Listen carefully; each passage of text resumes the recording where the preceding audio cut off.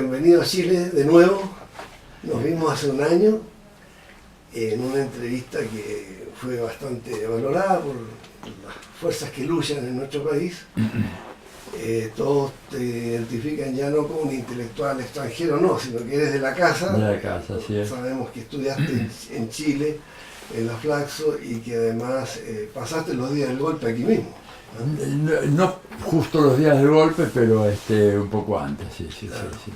Y bueno, asistí a tu conferencia esta mañana en la Escuela de Derecho de la Universidad de Chile.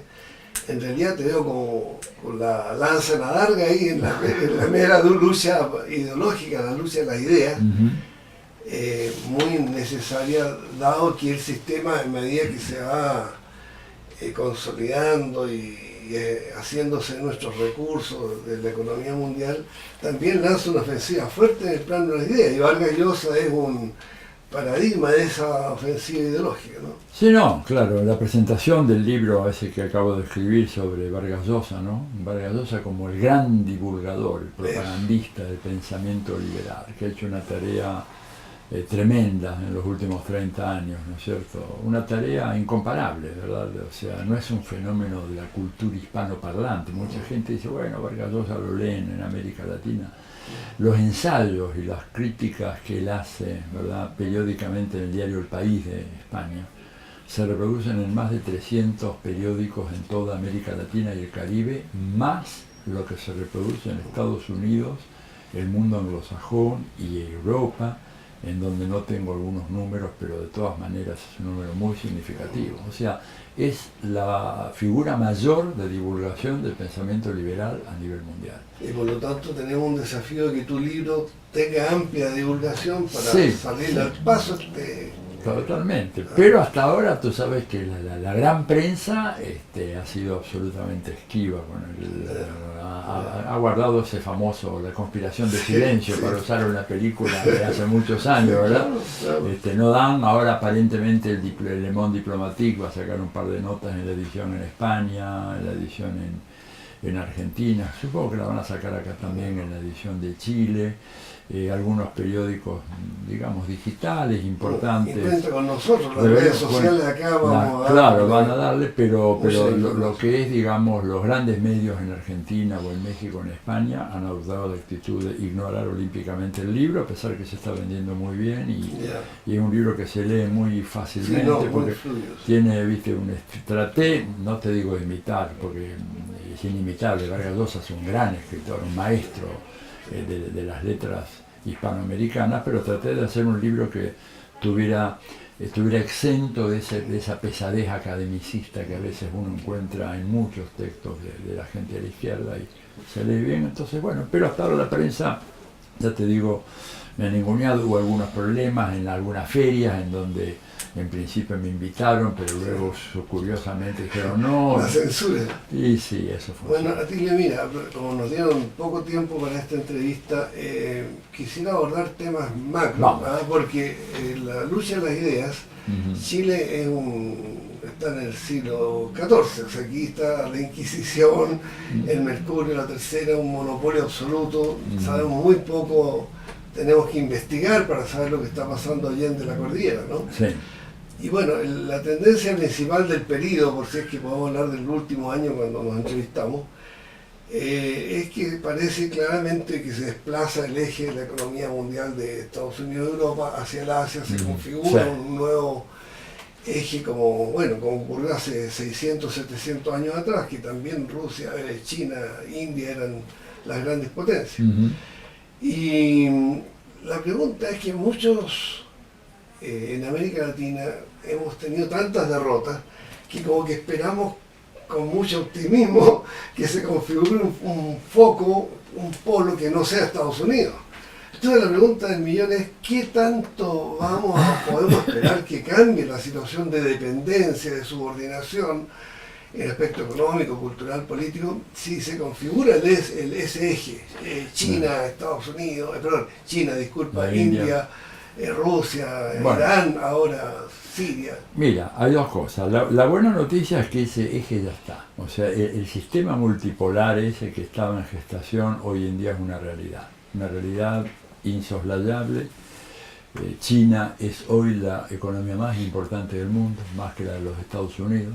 Hay una discusión técnica sobre si en términos de Producto Bruto o de poder de compra, de lo que se llama paridad de poder de compra del Producto Bruto es mayor o no, pero en cualquier caso, ¿verdad? Supongamos la hipótesis que dice que no, todavía Estados Unidos es una economía, es apenas un poquito mayor, y durante los próximos 4 o 5 años China, bajo cualquier indicador que se tome, va a ser la economía más grande del mundo. Pero ahora ya es, a nivel de la economía mundial, la economía que cumple el papel de la locomotora del planeta y del sistema económico internacional, papel que antes tuvo Estados Unidos. Entonces, esto es una realidad, y una realidad que no tiene vuelta atrás.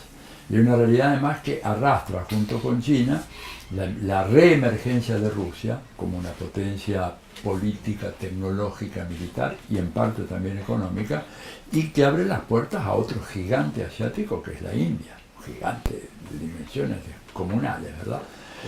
Tanto es así que entre la China y la India, ahora para el fin de la próxima década, del 2030, según la OECD, que es un tanque de pensamiento de la derecha, neoliberal, como se ve allá en París, ellos pronostican que entre esos dos países van a manejar aproximadamente el 40% de la economía mundial. O sea, el Producto Bruto Mundial lo van a tener ellos. Y Estados Unidos va a bajar. Además que en población son casi el 30%. Claro, claro, súmate eso, bueno. Entonces, estamos hablando de una realidad, eso ya es una realidad. Ahora, la segunda parte de tu pregunta, ¿podemos aprovechar eso o no? Eso. Bueno, va a depender de nuestras clases dirigentes, y de los grupos y de los gobiernos, y de la fuerza que tengan los movimientos populares si llegan al gobierno, que es toda una cuestión, ¿verdad?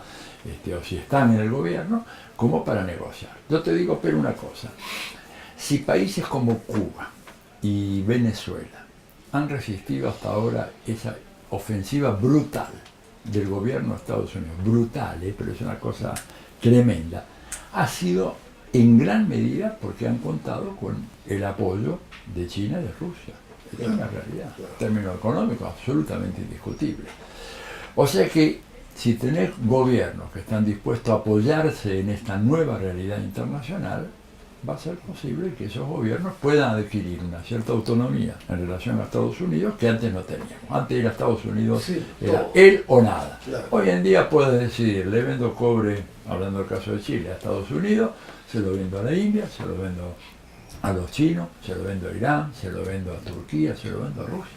O sea, es un sistema que favorece mucho más, y entonces dialécticamente la contracara de todo eso es la ofensiva de Estados Unidos para tratar de volver al monroísmo, claro. Tú sabes que han dicho, América para los americanos, sacar a China y a Rusia del hemisferio, cosa que no lo van a poder hacer, ni por más que de hecho ya están metidos en países como Brasil, como Argentina, profundamente metidos, y pero claro, una ofensiva tremenda para tratar de deshacer esa nueva configuración del poder económico y político mundial, y nosotros somos, ¿verdad?, el continente que estamos al lado, somos los vecinos. Yo en ese sentido tengo una mirada algo pesimista, que tenemos tanto atraso tecnológico, nuestro capitalismo es tan precario, que el hecho de que China, Rusia y India estén tan avanzados, igual sí. La relación con nuestra va a ser desigual. Bueno. La robótica, todo esto de la inteligencia artificial, ellos van a tratar con nosotros como países chiquititos que vamos a necesitar de esa robótica, ¿no? Bueno, la cesantía en Chile, en Argentina se va a expandir. Claro, mira, los chinos inventaron el comercio mundial. Entonces son, como me decía a mí un gran economista brasileño fallecido hace poquito, Teotonio dos Santos, un hombre que vivió en Chile muchos años, un hombre que quería mucho este país. Él decía que evidentemente negociar con los chinos es una cuestión muy dura, pero bueno, pero tú puedes negociar, y además puedes negociar con un actor económico como China, que no tiene, a diferencia de Estados Unidos, 1000 bases militares. Este es el número más o menos que maneja el Pentágono, públicamente, no es una cifra secreta, aparece en el sitio web de ellos, en todo el mundo. Entonces una cosa es negociar con un señor que está erizado de armas, que las pone sobre la mesa, que es Estados Unidos, y la otra cosa es negociar con un chino que está ahí, que no tiene una sola base, que no tampoco es una base propiamente militar, en Djibouti, ahí en África, nada más que eso, y que no tiene pretensión hegemónica sobre América Latina. O sea, Sí. bajo ningún delirio de un dirigente chino. No estamos en su zona de influencia. Claro, ellos van a querer decir No somos patio trasero. América para los chinos. En cambio los americanos te dicen América para los estadounidenses y eso es una realidad. Ahora, aún así en ese escenario, que ya es un hecho que está prácticamente consumado, Sí. este viraje a escala global, pero acá pareciera que por lo menos en Chile, Colombia, Paraguay, Perú, ¿no? Ujú. Estados Unidos ha anclado su guerra muy fuerte, ¿no? Ujú. Y todo indica que su relación hacia nosotros va a ser de aferrarse a sus posiciones de dominación, tanto financiera como en la minería, como en los servicios, etcétera, ¿no?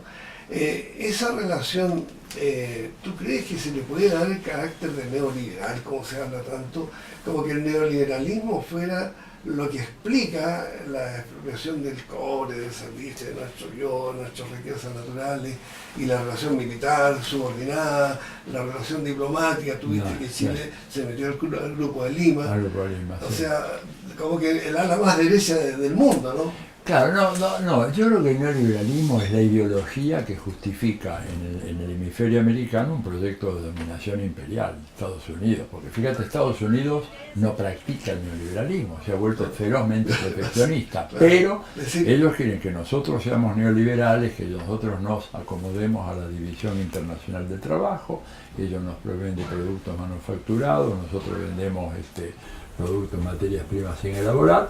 El neoliberalismo es eso, pero sí efectivamente están reforzando los vínculos de sumisión sobre los países de América Latina, sobre todo los integrantes del Grupo de Lima, grupo que ahora se ha debilitado mucho, porque con la salida de México, ese grupo prácticamente ha perdido su puntal. El grupo lo más importante era lo que aportaba México. De hecho, la segunda economía de América Latina, el segundo país en población en América Latina, que se ha ido desvinculando del Grupo de Lima. Por lo tanto, este es un grupo de países y gobiernos que realmente no tienen una gravitación política importante, y yo te diría hasta su gravitación económica ha ido menguando en la medida en que Brasil ha ido perdiendo fuerza en el terreno de la economía mundial, ¿verdad? O sea, eso es evidente, y entonces me parece que Estados Unidos aprovecha esa situación y trata de reforzar el control sobre esos países, ¿no? Para tenerlos como marionetas, tirarlos de cabeza en contra del gobierno de Maduro, en contra de la Revolución Cubana, en contra del sandinismo. Lo que pasa es que en Chile, bueno, ellos dieron el golpe el 73, y si me permites como una licencia, también dieron el golpe el 89, o sea, el 89 la intervención de Estados Unidos impidió que Chile se democratizara realmente, fuera una república con soberanía, y quedó, yo diría, más atacado, más amarrado al sistema imperialista que lo que estaba con el propio Pinochet, ¿no? Sí, claro, entonces, sin duda. Oye, hay una imagen que dice todo. Yo no he visto nunca a Pinochet con una banderita de Chile poniéndola como una estrellita de la bandera americana. Eso que hizo Piñera, una cosa realmente, un escándalo, un escarnio para él, ¿verdad? Como presidente de este país, que demuestra ahí su vocación de decir, queremos ser una colonia. Claro. Queremos ser una colonia, ¿no? Pero para premiarlo, porque son muchos los servicios prestados, ¿no? Hay que tomar en cuenta incluso ahora el informe de Bachelet sobre Venezuela, o sea, que le viene como anillo al dedo a Estados Unidos para incursionar en un incremento de la beligerancia contra Venezuela, ¿no? Aquí en Chile en noviembre va a realizarse la conferencia de la APEC, que como sabemos es un club privado ahí de los grandes ricos del mundo, y que ya se había hecho en 2004, o sea, el hecho de que Chile sea sede de APEC el 2004 y el 2019 es como quien dice una identificación como un aliado sólido, estratégico, fundamental del gobierno de los Estados Unidos, ¿no? Y después en diciembre viene la cumbre del cambio climático de las Naciones Unidas, de la cual se retiró Estados Unidos, ¿no? Van a venir 180 países, y en todo esto entonces a Chile aparece como un lugar muy relevante a nivel mundial, ¿no? Absolutamente. Mira, yo lo he venido conversando con varios amigos y amigas de Chile acá desde que llegué ayer, ¿no es cierto? No he parado, ¿no? He estado conversando mucho. Y yo recordaba que Chile fue el país que fue elegido por Estados Unidos, ¿no es cierto? Ya antes de la Revolución Cubana, como el modelo a imitar por los demás países de la región. Por ejemplo, el primer convenio de intercambio universitario, en serio, el convenio llamado Chile-California, del cual luego salieron los famosos Chicago Boys, que fueron formados allá en Estados Unidos, sobre todo en la Universidad de Chicago, y que luego llegan al gobierno con Pinochet. Es un convenio que es de comienzo de la década de los 50, todavía no se había producido la Revolución Cubana, y ellos ya habían seleccionado un país, ¿verdad?, que iban a tenerlo como el modelo. ¿Por qué? Porque les había fracasado Puerto Rico, que de alguna manera ellos también habían querido hacer de Puerto Rico una especie de país modelo, chiquito, en el Caribe, ¿verdad?, un poco en una zona muy inestable del área de la cuenca del Gran Caribe, no solamente a Cuba. Claro, no solamente la isla, sino la región de Centroamérica. Todavía la Revolución Cubana no se había producido, pero ellos ya tenían a Puerto Rico como un modelo. Ese modelo de repente se les comienza a venir abajo y rápidamente viran para el sur y vienen a Chile. Y fíjate que yo te cuento una anécdota que es personal, pero que es muy instructiva. Cuando yo llego a Chile, a finales del 66, a mí me sorprendió extraordinariamente la cantidad de ONGs, de programas de USAID, de programas de la Embajada Americana, de contactos con universidades americanas que había acá en este país. Yo viniendo a la Argentina, donde no conocía ni uno, y eso que estaba muy integrado en el medio académico, estaba trabajando en la Fundación Bariloche, en el Instituto Di Tella, en la Universidad de Buenos Aires, y no había prácticamente nada remotamente parecido a la densidad de estas organizaciones, para no contarte las organizaciones europeas, ¿verdad?, que estaban acá instruyendo a los cuadros de la democracia cristiana, y todo este programa de gran número de becas que fueron absorbiendo a gran parte de esa juventud chilena, a la cual se llevaron a Estados Unidos, y que luego constituyeron los cuadros de la política neoliberal. Entonces, efectivamente, Chile fue el país elegido por Estados Unidos. No es casual. Lo cual se incrementó de manera muy soterrada, pero en gran escala, con motivo del conflicto que surge entre la administración Reagan con Pinochet. Porque Reagan le puso la pistola al pecho a Pinochet, le exigió la entrega de Codelco, claro, de la gran empresa del cobre. Claro.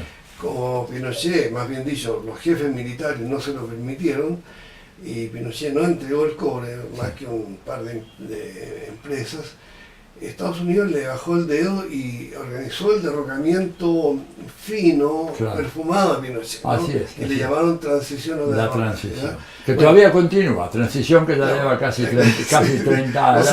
O sea que no es transición. No. Entonces, claramente, para hacer posible esa operación tan fina a cargo de un embajador de lujo de Estados Unidos, Harry Barnes, y de un nuncio apostólico de lujo del Vaticano, que Angelo Sodano, ¿no? Fueron los dos grandes estrategas de esta operación con pinzas. Ellos pusieron mucho dinero en muchas agrupaciones sindicales, claro, ambientales, de derechos humanos, y de hecho financiaron la campaña presidencial de Patricio Aylwin, claro, que fue el primer presidente después de Pinochet. Sí, claro. Entonces esta situación ahora es visible, ¿no? Absolutamente visible. A la luz del día, ¿no? Y se paga, como tú dices, esos favores se pagan, y esa situación de alianza incondicional del gobierno de Chile, ¿verdad?, con las políticas de Washington, del ataque a Venezuela, que además no empieza ahora. Recordate que el gobierno de Ricardo Lagos reconoció el golpe de Estado, sí, del 11 de abril del 2002 en Venezuela, en contra de Chávez. Ahí hubo 3 o 4 presidentes que reconocieron. De América Latina, que yo sepa, fue Lagos el único, y luego José María Aznar en España y George W. Bush en Estados Unidos. Y Lagos después el FMI, o sea, el FMI a las 4 de la tarde, Lagos a las 6 de la tarde. Claro, oye, y en esa época estaba la señora Bachelet, ya era ministra, no sé si de Defensa o de Salud de Lagos. O sea que hay ahí una historia que se relaciona también con este informe tan Ahora tú ves la posibilidad de estas contradicciones secundarias que van surgiendo. Por ejemplo, el hecho de que los militares brasileños no aceptaron invadir Venezuela, ¿no? Después que Bolsonaro prácticamente se había comprometido. Sí, claro, ¿no? claro. El hecho de que el propio Macri mantiene esa vinculación con China por la soya y cuánta cosa, porque llama la atención que ni Argentina ni Brasil están en ese círculo tan cerrado de subordinación, de sometimiento a Estados Unidos, como que tienen áreas de autonomía. ¿Cómo ves esa contradicción tomando en cuenta lo que viene con México? Sí, o sea, sí. lo que López Obrador puede hacer Claro, claro. en cuanto a generar una mayor autonomía. Bueno, eso te explica la razón por la cual el Fondo Monetario Internacional desembolsó el mayor préstamo de su historia, contraviniendo inclusive la propia Carta Orgánica del Fondo Monetario Internacional a la Argentina, 57.000 millones de dólares, ¿verdad?, que se le desembolsaron al gobierno de Macri, para de esa manera, de alguna forma, garantizar el triunfo de Macri, que se juega ahora en las próximas elecciones de octubre, y que el domingo 11 de agosto va a haber una primera prueba de eso, que son las internas primarias abiertas, simultáneas y obligatorias, las PASO, que se llaman. Yo creo que Estados Unidos... Simultáneas para todos los partidos políticos, claro.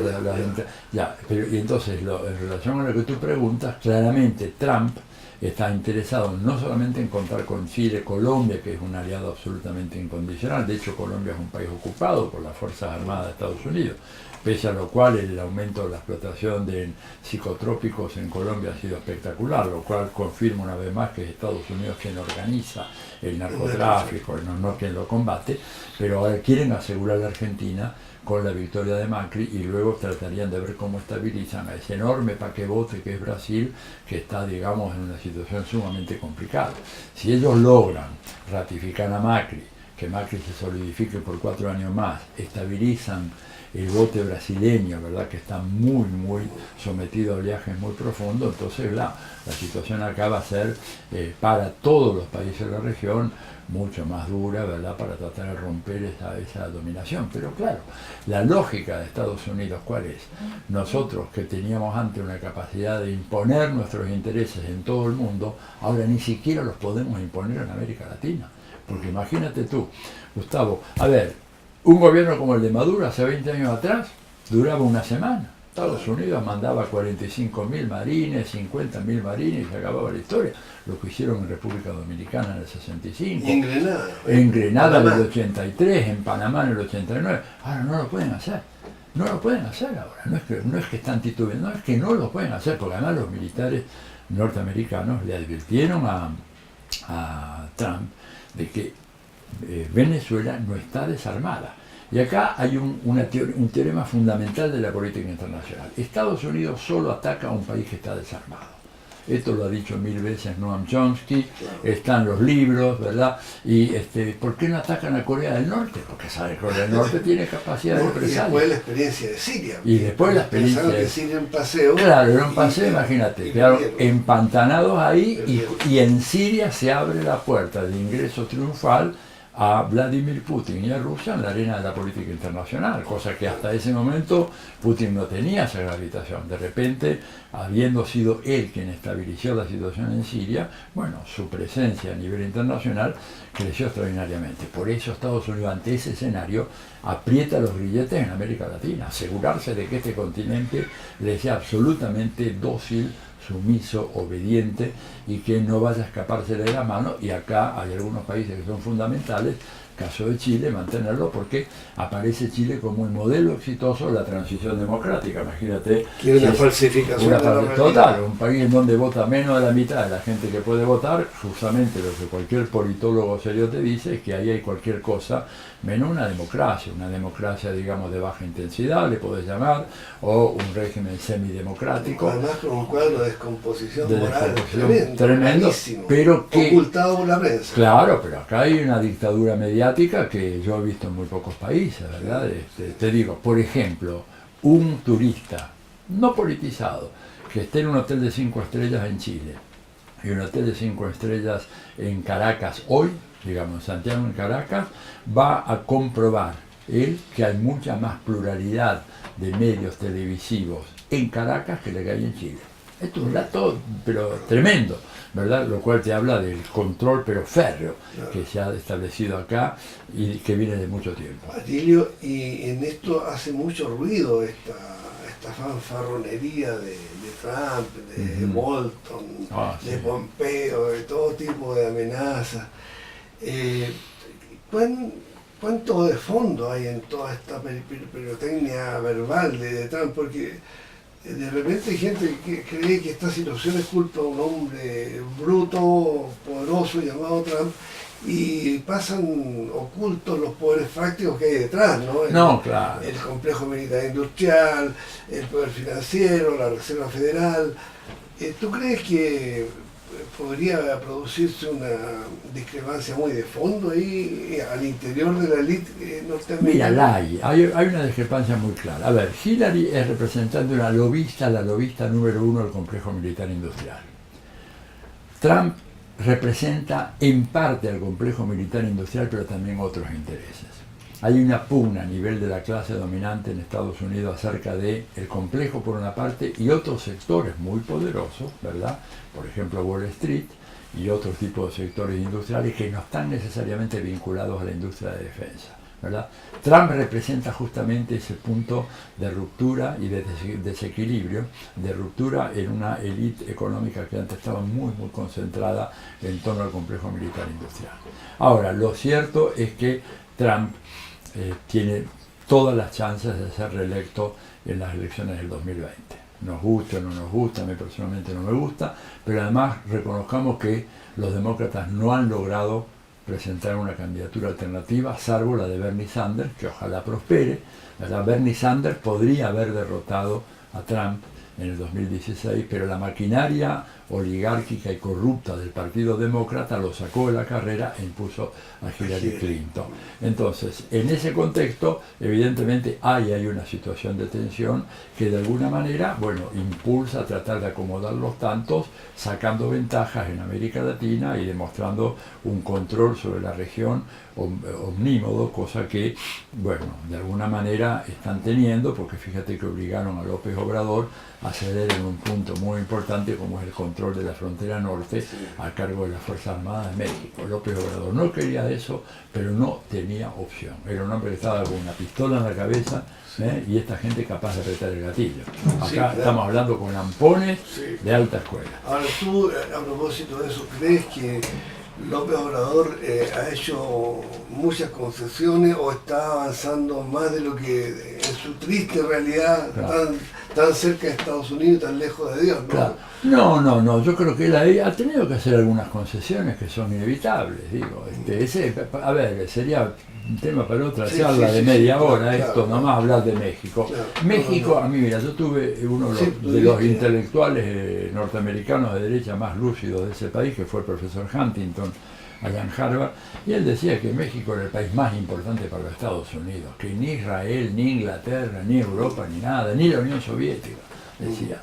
¿Por qué? Porque México va a estar siempre ahí por el imperativo de la geografía y de la historia, y además porque culturalmente México es absolutamente inasimilable, y además porque es la vía de entrada de toda la turbulencia y el conflicto y la inestabilidad de América Latina. Entonces, si hay un país número uno, es México, y evidentemente, Trump está torpemente tratando de resolverlo con la frontera, que no va a resolver nada, pero es un gran negocio, porque la frontera es el muro que están haciendo de a poco, lo hacen algunas compañías que están asociadas a su yerno, Jared, que a su vez está asociado con algunos grupos de Benjamín Netanyahu en Israel.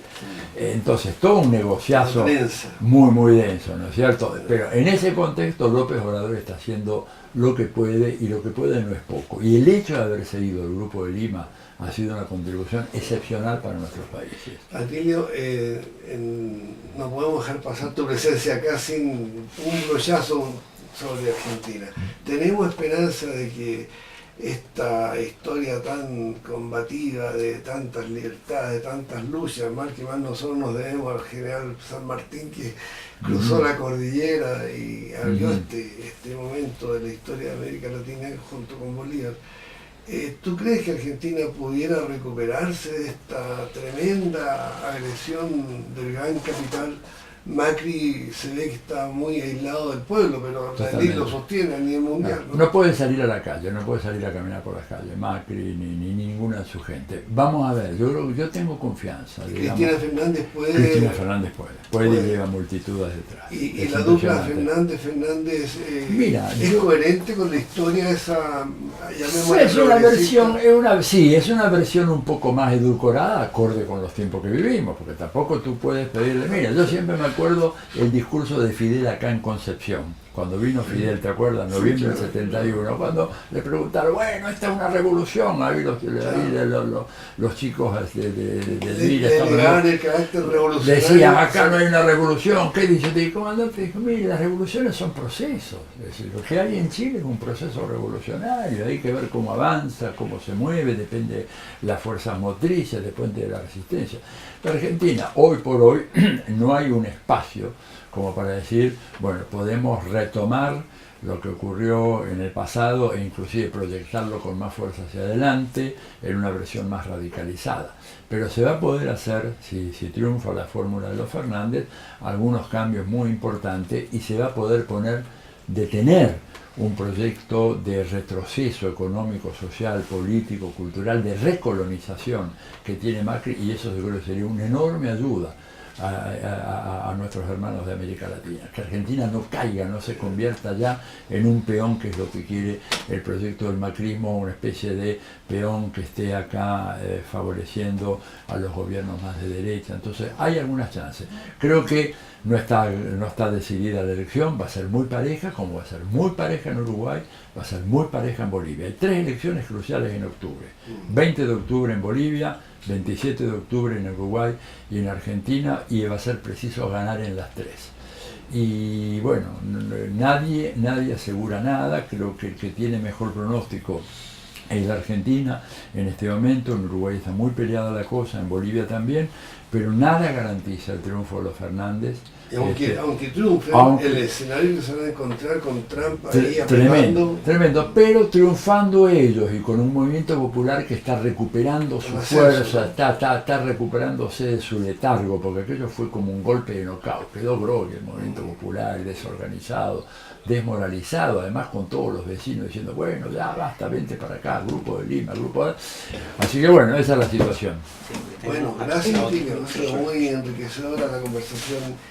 Y acuérdate que como tuvimos una el año pasado, entonces la vamos a acoplar y la vamos a publicar juntas. Bueno, me parece perfecto, siempre va a ser un placer conversar contigo. Gracias. Un gran amigo a todos los amigos y amigas de Chile que me reciben siempre con tanto afecto. Bueno, buena estadía en Chile, pues. Gracias.